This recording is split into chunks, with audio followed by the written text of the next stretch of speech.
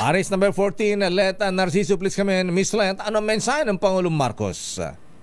Lakay kaisa si Pangulong Ferdinand Marcos Jr. ng Sambayan ng Pilipino sa paggunita sa Rizal Day bilang pagkilala sa pambansang bayani. Para sa Pangulo, nananatiling buhay ang pangarap ni Dr. Jose Rizal para sa makatwiran at maunlad na lipunan. Kaya naman ang mensahe nito sa mga Pilipino, isa puso ang kabayanihan ni Rizal na gumising sa kamalayan ng mga ninuno at nagtulak ng pagkilos tungo sa kalayaan.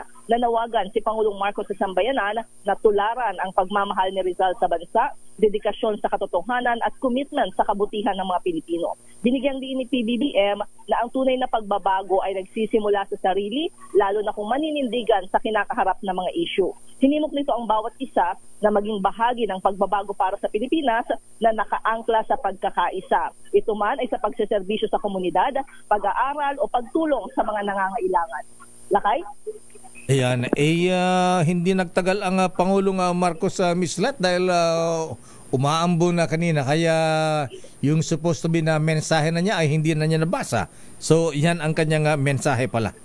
Oo, Lakay, ito yung kanyang mensahe at pagkatapos ng wreath-laying ceremony kanina sa Rizal Park ay may gift-giving naman siya. At pagkatapos Lakay, babalik siya dito sa Malacanang para naman sa ceremonial signing ng 2025 General Appropriations Act. Naku, yan nga ang itatanong ko, Miss Let. Pipirmahan na ba ngayon ng Pangulong Marcos ang budget? Yes, Lakay, pipirmahan na dahil pinapasok na kami dito sa loob para sa coverage ng paglagda sa pambansang pondo sa susunod na taon. Ano bang advance information mo dyan? Ano bang sabi na yung bubita? Marami nga bang ibibito ang Pangulong Marcos dun sa mga sa budget for 2025?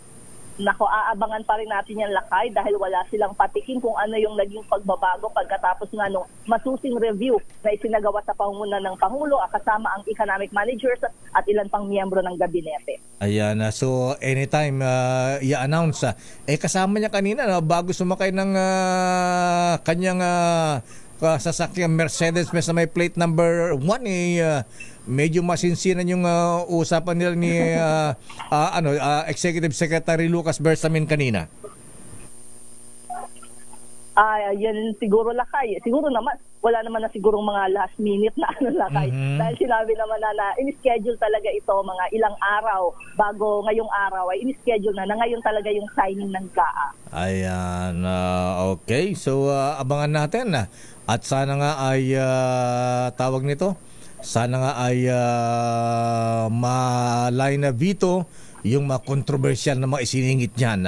Lalo yung mga isiningit na yung mga insertion ng mga budget dyan na unprogrammed. Di malamang kung saan ilalagay yung mga budget na yan. Bilyones pa man din yan. Oo, Lakay. At saka, syempre may mga prioridad ang administrasyon na mapondohan. At yung paggugol, ang binabanggit kayong paggugol nitong pondo ay dapat ay para sa interest ng mga Pilipino. So titingnan natin yan kung yan nga ay magre-reflect dun sa pipirmahan niyang GAA. Okay, ano pa schedule ng Pangulong Marcos ngayon? Holiday ngayon, Miss Let. Rizal Day, ayan, pero trabaho pa rin ng presidente. Saan siya iikot? Oo, Lakay. So far, yun yung schedule niya. Rizal Day events at pagkatapos ay itong signing ng budget. At mamayang hapon wala pang binabanggit ang palasyo kung ano pang mga aktibidad ng presidente. Hindi ba pupunta ang Pangulong Marcos sa mga binaha nitong Pasko? Grabe, ha? Ayan, dyan sa Bicol pa rin, binabaha pa rin. Wala pang wala pa announcement, schedule. Okay. Maraming salamat, Miss Let, mula sa Malacanang. Balik sa Ilakay. Dummy.